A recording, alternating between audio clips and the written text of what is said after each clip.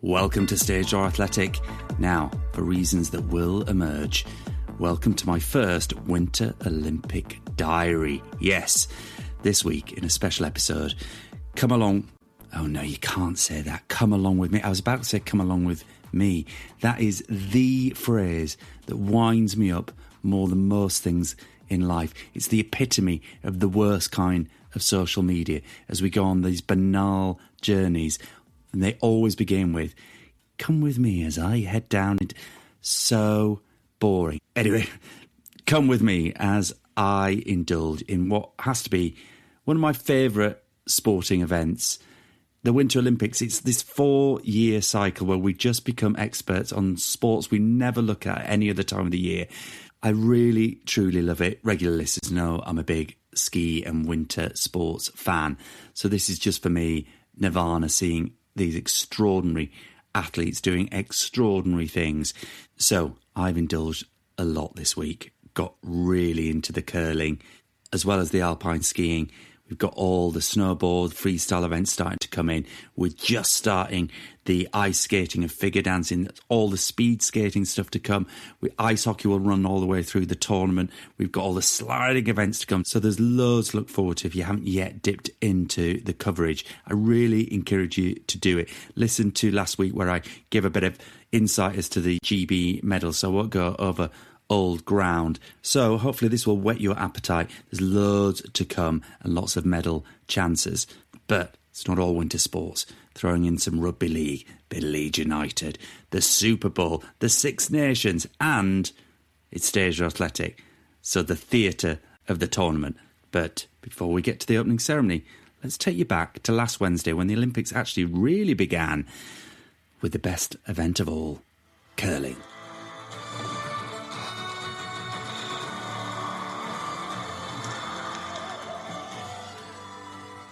Listen to that. Yes, that's the theme tune for Discovery Plus or TNT Sports coverage of the Winter Olympics. It's Wednesday, the 4th of February, 2 days before the opening ceremony. And you can hear the first programme on the Winter Olympics coverage. And guess what? It's curling. And not only is it curling, it's Great Britain against Norway. Yes, our mixed double pair of Bruce Moat and Jennifer Dodds are up to play Norway, and this is a hang on. To welcome you to the Olympic Games of 2026 because we've sneaked in early. We have sneaked in early. We've been welcomed. Thank you. And here we are in Cortina at the curling Olympic Stadium. Actually, I really want to go now. I've made a big mistake not going. Look at that. Snow. There's been a lot of snowfall. Turn that down. There's been a lot of snowfall happening in Cortina, and that bodes really well, obviously, for the mountain sports. But tonight it's all about the indoor. It's at the quite old, like 1950s Olympic arena. It's very retro looking as you see it. And it's a grudge match tonight. Grudge might be overstating it, but the Great Britain mixed doubles curling pair of Dodds and Moat are playing Norway, and this is a husband and wife team, Kristen Skarslian and Magnus Nigroten. I don't know if that's the correct pronunciation, but why this is important is that in Beijing in 2022, what happened was this was a semi-final matchup, and the Great Britain pair gave away a lead, and they ended up losing that match, and then they went into the bronze medal match and lost that, so they finished fourth. The Norwegians ended up with a silver medal and lost to the Italians, I think, the hosts this year. So they're going to be a couple to watch as well. I mean, it's Tuesday as you're listening to this, or even beyond. And actually, the final of this will be tonight, Tuesday night. So the round robin matches will take place between me recording this on Wednesday and Tuesday when this is released. And the round robin matches are there are 10 teams in a league, and they'll all play each other once. And then the top 4 teams will go into the semi-finals, and then obviously the winners of that will play the final. What's different about the mixed doubles pair is it's 2 rather than 4. Normally in curling, there are 4 people per team, and so this is 2. It's a one man, one woman, and they compete and they throw 5 stones each rather than the 8 stones that will happen during a normal curling match. So it's a little bit different. And yeah, it's going to be really great. It's just kicking off. It's the start of it all. There's going to be some really good matchups here. The Americans are fancied. That's Corey T.S. and Corey Dropkin. And they got really contrasting personalities. They've been dubbed, I was going to say the fire and the ice, that'd be even better, but it's the calm and the fire. And so I'm just watching now, look, it's our pair. They're literally about to throw the first stone. So it's really exciting. What's good about the British pair is they went to school together. So they've known each other for 20-odd years. The TV is covering some of the other partnerships here. The Swiss are always good. The Italians are going to be really good to look out for. The Canadians, obviously, are always good as well. And there's a couple of teams making their debuts this time as well. So, really excited.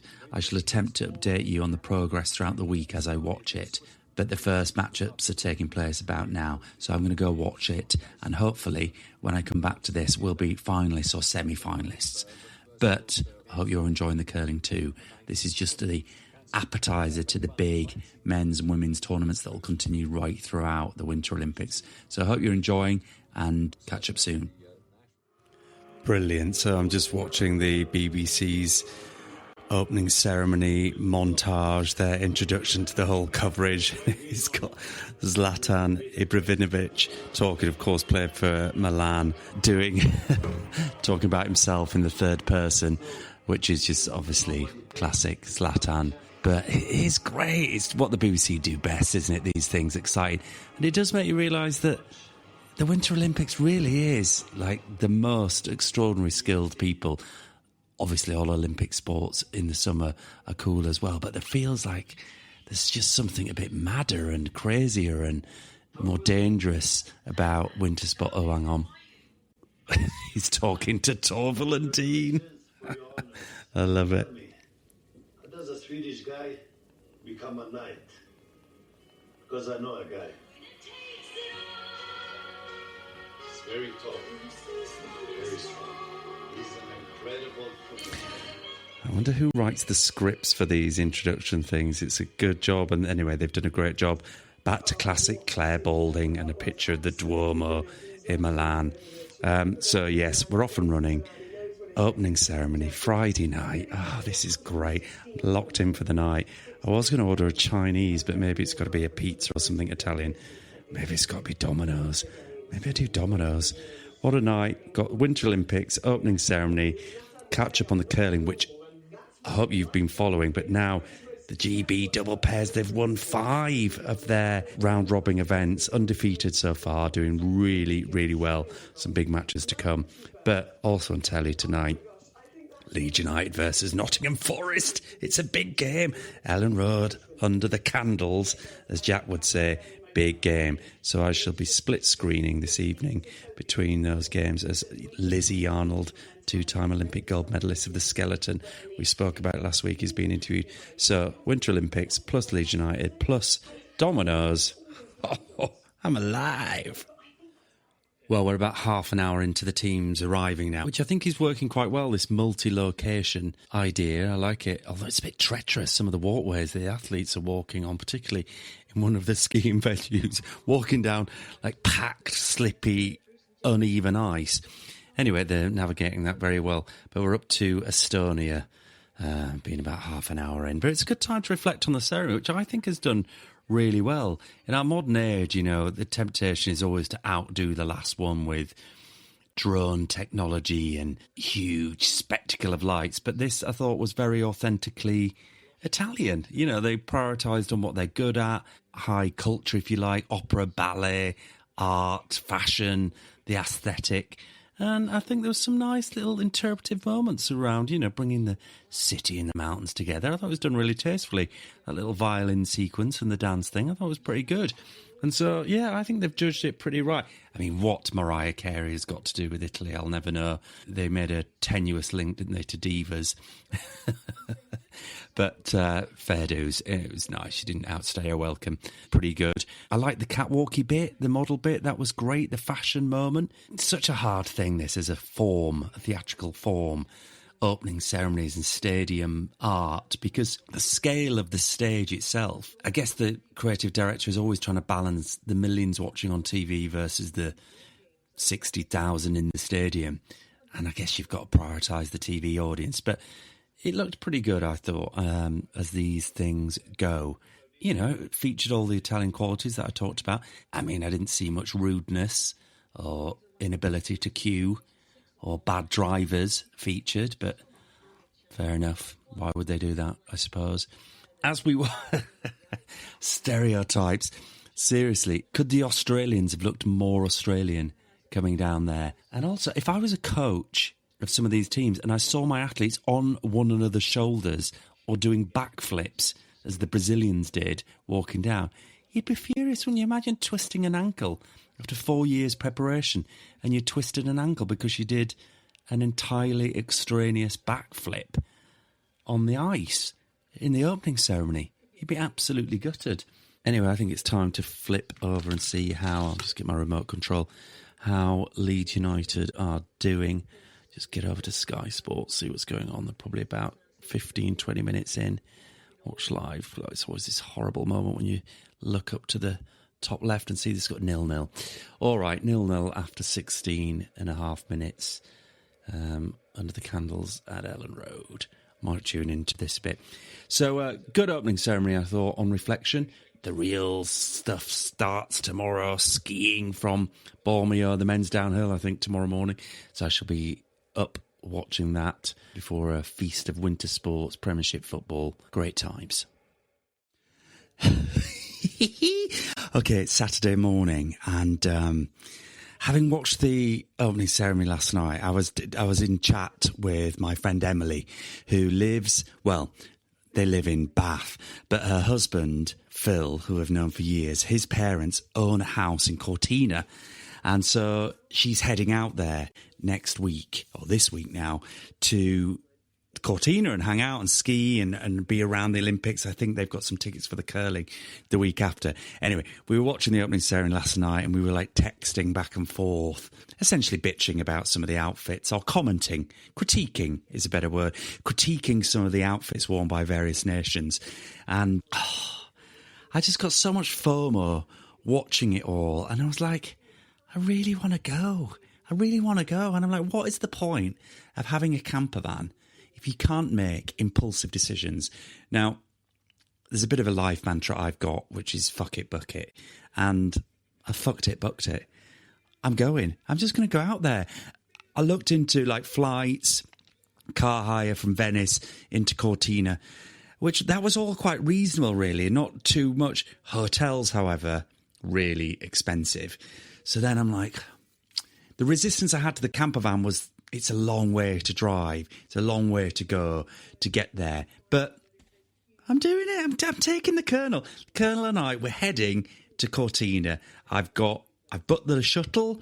I've booked a campsite in Cortina with electric, so heating for the van. And I've got tickets for the curling on the Friday, tickets for the men's round robins women's team in the afternoon, and I've got tickets in the evening to the skeleton track, the sliding track in Cortina. So I'm going to get there, set off Wednesday night, get there Thursday evening, set up camp, a day of Olympic activity, and then on the Saturday I'm going to go skiing. I'm going to go skiing in Cortina. So I'm thrilled. I'm beyond giddy. It's very impulsive. It's not too crazy. I'd like to do it. This is like part of what I consider like the big three. Done the Summer Olympics. This would be the Winter Olympics. Literally once in a lifetime stuff. And I'm really hoping to get to the World Cup this summer. So I'm doing it. I don't care. Sod it. This is what life's about. So this now will become a Olympic diary next week. So I shall no doubt update later on about plans for that and podcast plans. Right, so I'm going to watch the men's downhill now. I'm going to tune in for a day of curling. Guys are doing really well. Great start for the round robins. Catch up on all the other events. Just enjoy the Saturday and then head out to the pub for a friend's birthday this afternoon. Ooh, Six Nations as well. So yeah, I'm thrilled. I'm dead giddy. Going to the Olympics. See you in Cortina, Cortinians. Well, it's Sunday now, and gosh, what another sporting day. So I was up early, relatively early, and turned on the Olympics in bed, caught up on all the figure skating action from last night. The big sort of skiing news today was, of course, Lindsey Vonn going in the women's downhill race. I'm sure you followed all the news around her injury. She's ruptured her ACL. This is having come back from retirement. She's age 41, I think. Ruptured her knee in a World Cup race a few weeks ago, got airlifted out, and then decided to compete anyway and take the risk in the final. And so she was competing in the women's downhill. She was wearing the number 13 bib, and it was a tricky course. I mean, 12 runners had gone before. You could see it was a tricky course and people were struggling on the top, and she came out of the gates and she didn't look great, and she really struggled on the first big challenging section and took a horrific fall, horrible fall, and had to be airlifted out again. It took ages and it was really quite horrible to watch, but she was out, so that was a sad moment. But her compatriot won. Breezy Johnson, what a great name, took the gold. And then I just left the house now, having watched the parallel snowboarding when they go against each other, the parallel snowboard slalom, where two racers go against each other on a course, racing it out through the slalom gears side by side, really compelling. And Ledecka is the Czech female athlete who's won. She's a great skier as well, really multidisciplinarian, and she went out in the first round to an Austrian who lost in the final, got the silver medal in the end. And then the Austrian guy, what's his name? I can't remember, but he's taken his fourth gold against the Korean who was in his first ever final. So, yeah, God, compelling stuff. But anyway, I'm walking down the street because I have to interrupt my Winter Olympics coverage to head to the rugby, heading down to the Broncos. We have talked about being a super fan, and yes, it continues.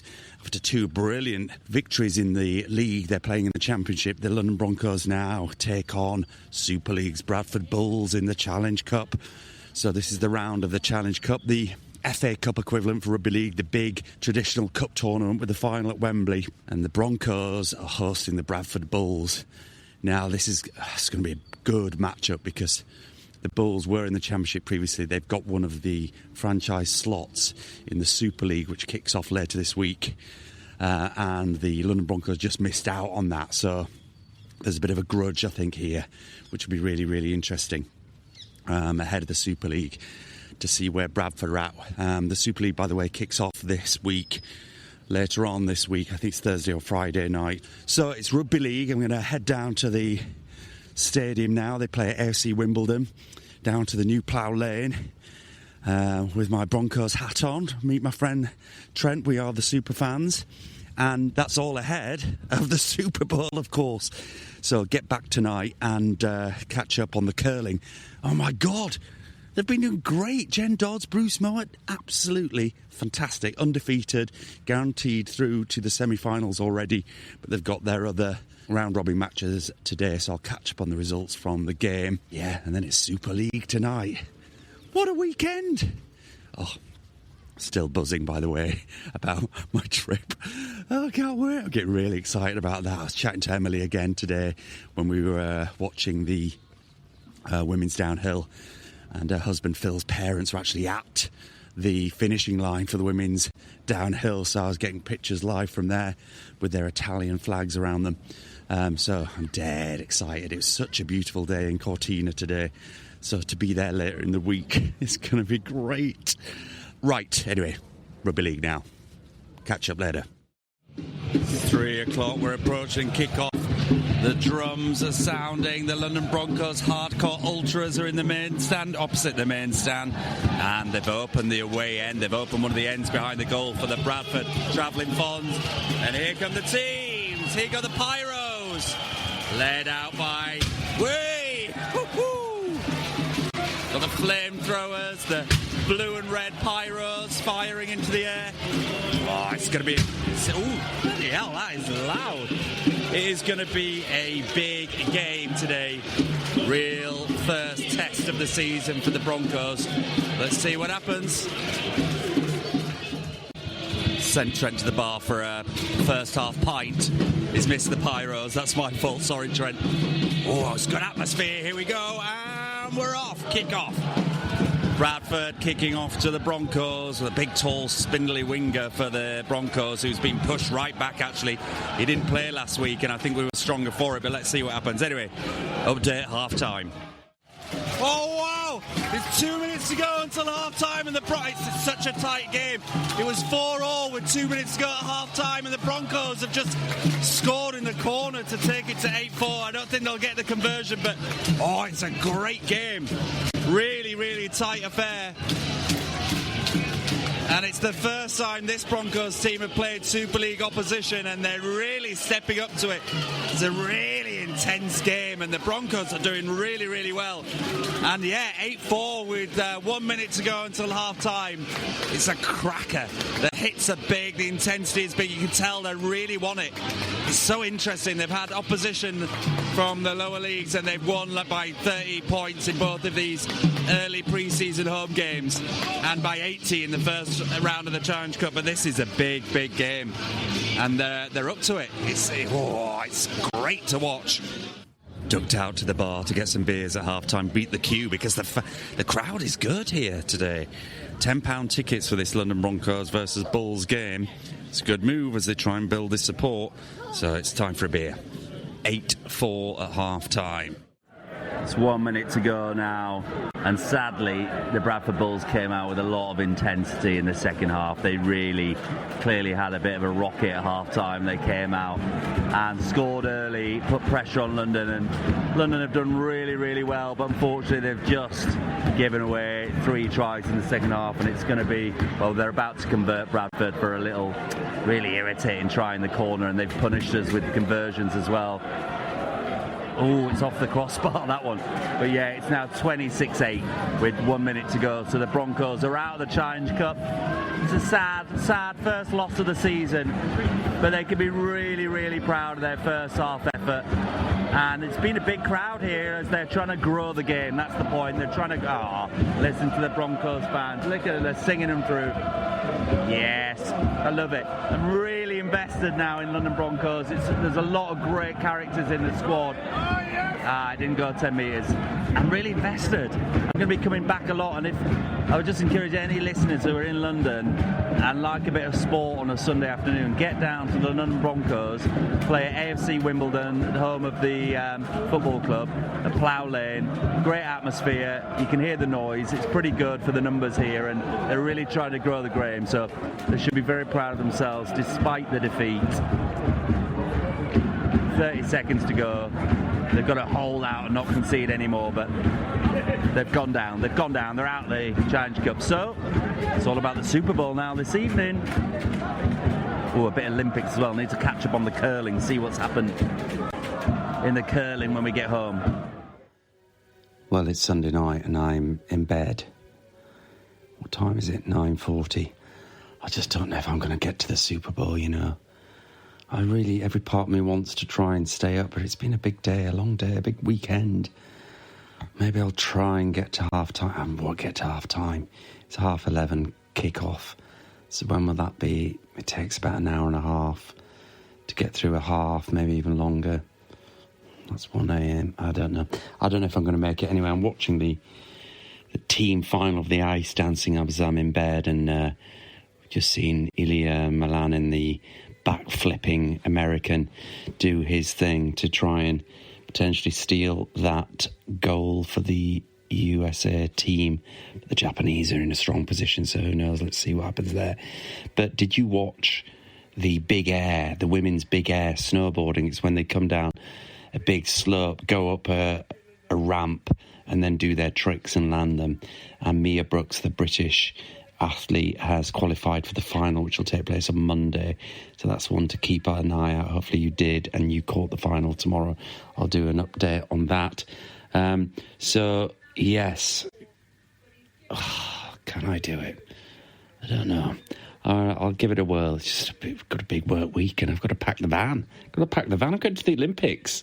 So it's been an epic weekend. More to come tonight. I'm sure you'll have watched the Super Bowl, if not caught the result. But let's check in tomorrow for more action. Oh, just a word on the curling. Obviously, the Brits are through to the semis, as we saw earlier. They lost to the Swiss, actually, today. It's their only defeat, but they did beat the Italians to finish top of the group. So they will play the fourth place team, which is probably going to be either the Italians or possibly the Swedes, depending on the result of the last round robin on Monday morning. The semi-final is Monday night. The final will be tonight, as you're listening to this, hopefully on Tuesday, or the third place playoff, but let's hope it's the final. All right, let's see if I get to the Super Bowl. Well, it's Monday morning, and I'm clip-clopping down the street on my way to the tube, sadly because I'm working today, which meant two things. I really couldn't stay up and watch the Super Bowl, but great result for the Seattle Seahawks. I think that's well deserved. They've definitely been the best team. And, great culture, great spirit there, it seems. And a British defensive coach is a Super Bowl champion. How cool is that? I did get up this morning and watched the Apple Music halftime show. Bad Bunny's performance with Gaga. I thought it was great. What a cultural feast and a nice celebration of all things multicultural in that part of America, and indeed North, Central and South America, as he demonstrated. So yeah, a nice one finger up to those who care about such diversity in a negative way. So that was great, I thought, really good centrepiece. And today, of course, is the team combined downhill skiing event, which I had tickets for. This is the event that I originally bought tickets for when they released them some time ago, and couldn't go to because of said work commitment. So that is a shame. But, of course, I'm going to the curling later in the week, so I'm going to try and get that on screen on Tube Journey, and whilst waiting between my coaching sessions today. And we've got Kirsty Muir, who is going in the slopestyle event, so that is a medal chance. And then, of course, this evening, Jenn and Bruce, first name terms now, in the semi-final of the curling, their opposition yet to be determined. So it's a great day on the Olympics again. Oh, and as a side note, I mean, look, I don't want to hate on Hazel Irvine, you know, full respect, pioneering female sports broadcaster. However, long-time listeners of the podcast will realise that her style does irritate me somewhat, and I've just turned on the Olympics and she's greeted me like I've just walked downstairs in my boxer shorts and she's sat in the lounge reading the paper with a cup of tea, and that we're sort of long-lost friends or lovers. Like, morning. And it's exactly that irritates me too. Yeah, expletive. So I think, well done, great, enjoying the coverage, brilliant stuff as ever. Please, Hazel, I'm not your friend, we don't know each other. You are not speaking to me personally. You're broadcasting to millions, we're all aware of that. Please, just acknowledge that at some point. Anyway, onwards. Monday evening, 5:05, home from work. This lunchtime I whacked on the Olympics on my iPad as I was having my tuna mayonnaise salad.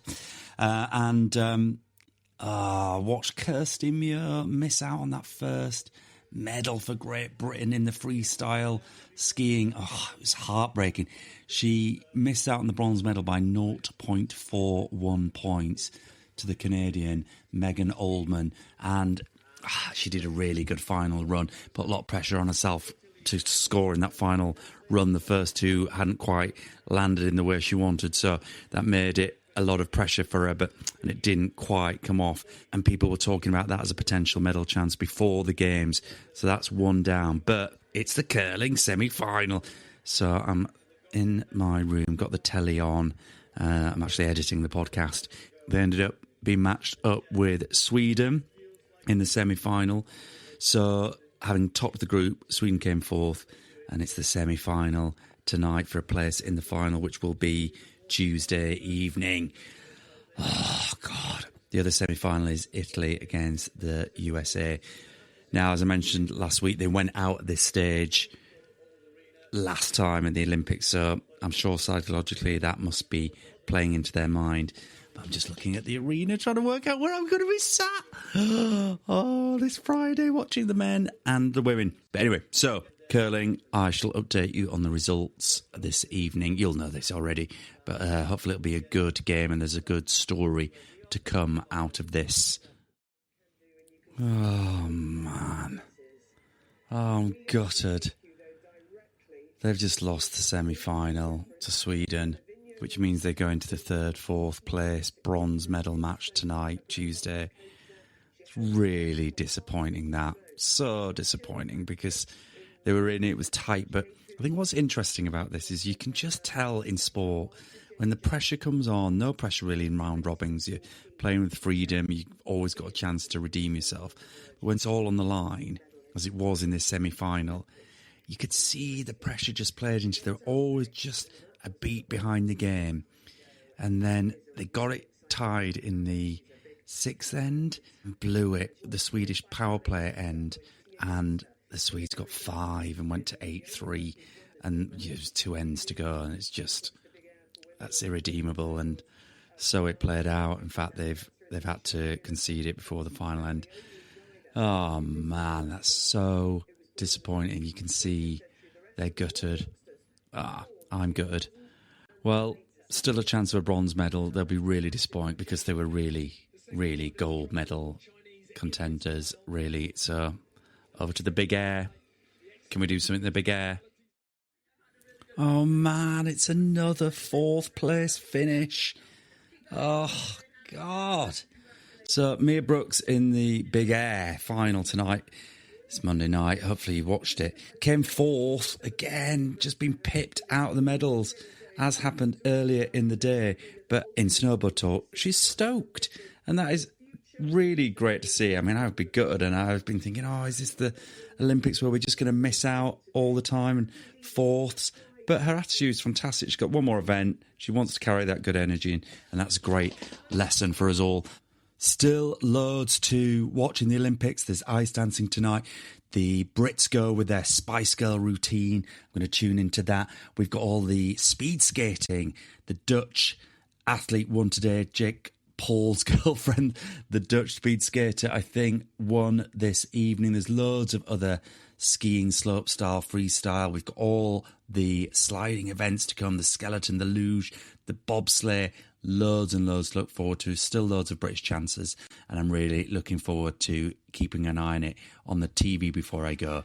And from Italy, well, that wraps up my first Olympic diary. And so tune in next week, because I'm going to be going live to the Olympics, and we'll do loads of recording. And what I'm going to really try and do, no promises, I'm going to try and meet an Olympic athlete. A lot of them are based around Cortina. It feels like a lot of them have been walking around the village throughout the tournament, supporting the other athletes. So I'm hopeful that either in the curling arena or one evening walking around the town, there might be some athletes to speak to. So I shall try and do that. That would be a really lovely thing to do. Certainly be speaking to some fans. And I'm excited to come in for my first ever Winter Olympic Games from Italy. Hope you enjoyed that. Thanks for listening. If you are heading out to the Olympics, you've got a favourite athlete, you want to share your Olympic memories, drop us a message in the feed on Instagram at StageDriveAthletic. It'd be great to hear from you and find out how much you are enjoying the Olympic Games. Thanks again for listening. See you next week. Buongiorno. No, what was it? Arrivederci. Good night.